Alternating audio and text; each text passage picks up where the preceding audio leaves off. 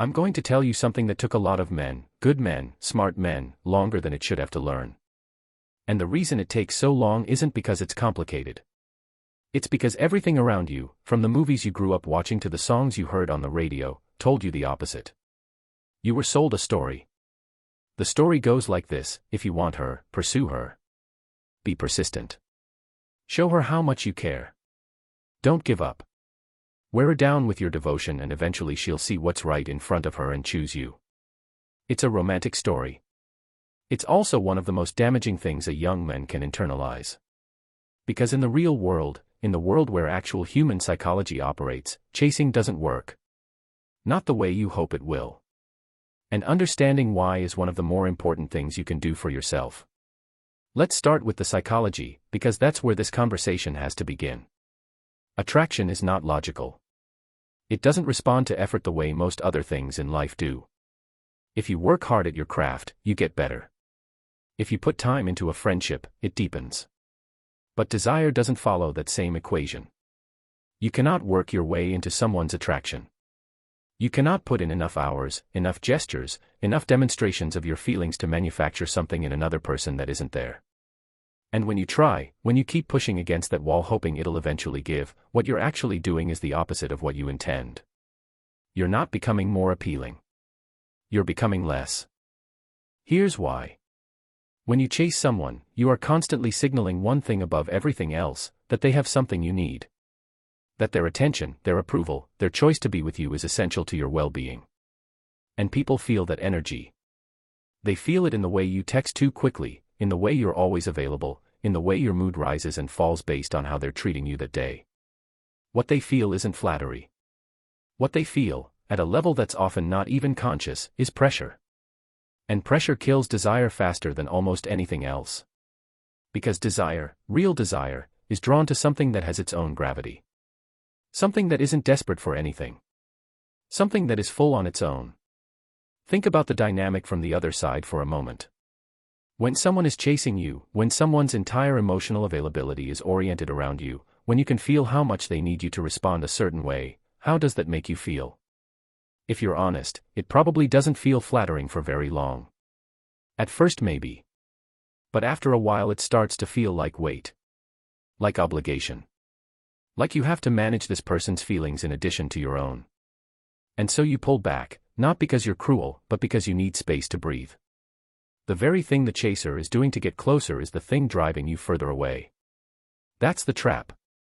And most men who fall into it don't even see it happening until they're deep inside it, wondering why the more they give, the less they receive. Now let's talk about self-respect, because this is really the heart of it. Chasing, at its core, is a statement about how you see yourself. When you chase someone who isn't meeting you where you are, who isn't showing you consistent interest, who isn't choosing you the way you're choosing them, you are telling yourself, over and over, that you are not enough as you are. That you need to do more, be more, offer more. That somehow if you just get the formula right, if you just find the right combination of words or gestures, you can earn your way into being wanted. And every time you go back after being ignored, every time you accept crumbs and call it enough, every time you make yourself smaller or more available or more accommodating than feels right, you are eroding something. Slowly, quietly, you are chipping away at the foundation of how you see yourself. And that damage doesn't stay in the relationship. It follows you. A man who respects himself doesn't chase. Not because he's playing games or following some strategy he read somewhere, but because he genuinely understands his own value and genuinely cannot bring himself to keep investing in something that isn't investing back. That's not coldness. That's not arrogance. That's just the natural behavior of someone who has a healthy relationship with themselves. And the beautiful irony is that this quality, this groundedness, this quiet refusal to beg, is one of the most attractive things a man can embody. Not because attraction is a game where you score points by seeming indifferent, but because a man who is genuinely secure in himself is genuinely rare. And people feel that too, the same way they feel the desperation. They feel the solidity. They feel the lack of need. And it draws them in. There's a version of this conversation that gets twisted into something cynical, into the idea that you should pretend not to care, that you should manufacture distance to manipulate someone's feelings toward you. I want to be clear, that's not what I'm talking about. Pretending not to care while secretly caring intensely is just chasing with a mask on. It's exhausting, it's dishonest, and it doesn't work long term because the real dynamic always surfaces eventually. What I'm talking about is actually not caring in the unhealthy sense. Actually reaching a place where your sense of okayness doesn't hinge on whether this particular person chooses you. That's not a performance. That's something you build. And you build it by doing the work on yourself, by having a life you're genuinely engaged with, by knowing what you bring and being at peace with it. Let's talk about what chasing actually costs you, because most men are so focused on the object of their pursuit that they don't notice what they're losing in the process. When you're chasing someone, your attention is constantly elsewhere. It's on them. It's on your phone waiting for a response. It's on replaying the last conversation looking for signs.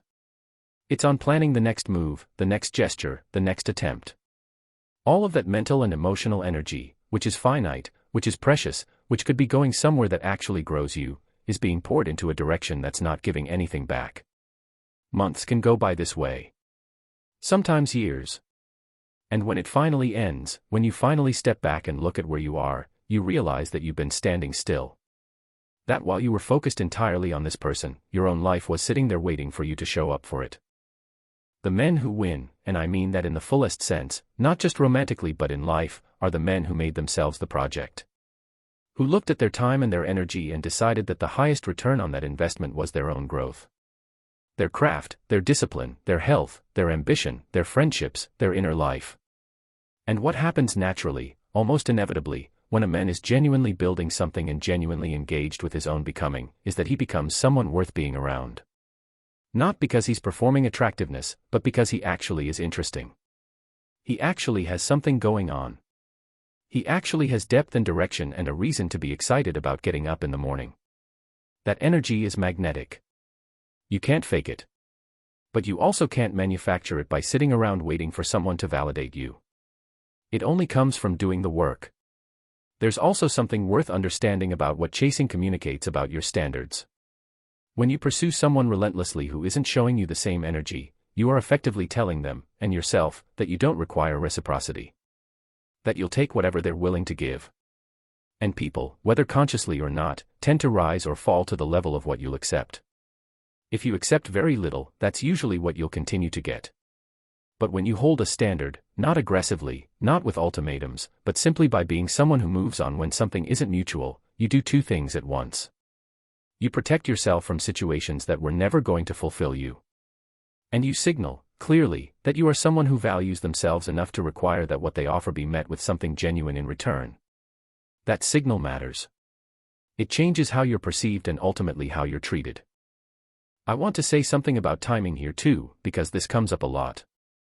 Sometimes people ask, but what if she just needs time? What if she's guarded and she just needs to see that I'm consistent? And look, sometimes that's true. Sometimes someone needs a little time to open up, a little patience, a little proof that you're not going anywhere. There's a version of staying present that is about genuine connection slowly building, and that's different from chasing. The difference is in how it feels. If being patient feels natural, if the connection is growing, if there are real signs of mutual interest even if slow, that's worth staying for. But if it feels like you're fighting for every inch, if you're the one always initiating, always accommodating, always making yourself available while they make no effort to meet you, that's not timing. That's the answer. And the sooner you read it clearly, the less of yourself you'll spend on it. The broader philosophy underneath all of this is simple, but it takes a while to really land. You are not incomplete without a relationship. You are not less of a man because you're alone right now. Your worth is not determined by whether someone chooses you. These aren't just motivational phrases, they're structural truths about how a healthy life is built. A relationship is something that should add to a life that's already full, not complete a life that's been left empty waiting for someone to arrive and fill it. When you come to someone from a full place, from a place of genuine contentment with who you are and what you're building, the entire dynamic changes. You're not there because you need them. You're there because you want them. And that distinction, small as it sounds, changes everything about how the relationship begins and what it becomes. So stop chasing. Not as a tactic. Not because someone told you playing hard to get works. But because you deserve to be chosen clearly, enthusiastically, and without having to drag anyone toward you. Because your time and your energy are worth more than being spent on someone who can't decide if you're worth their attention. Because the life you could be building while you're busy waiting on someone to come around is worth more than almost any relationship you could chase your way into. Put that energy back into yourself. Build something. Grow something. Become someone you're genuinely proud of walking through the world as. And let the right people find their way to that. They will. The ones worth keeping always recognize something real when they see it.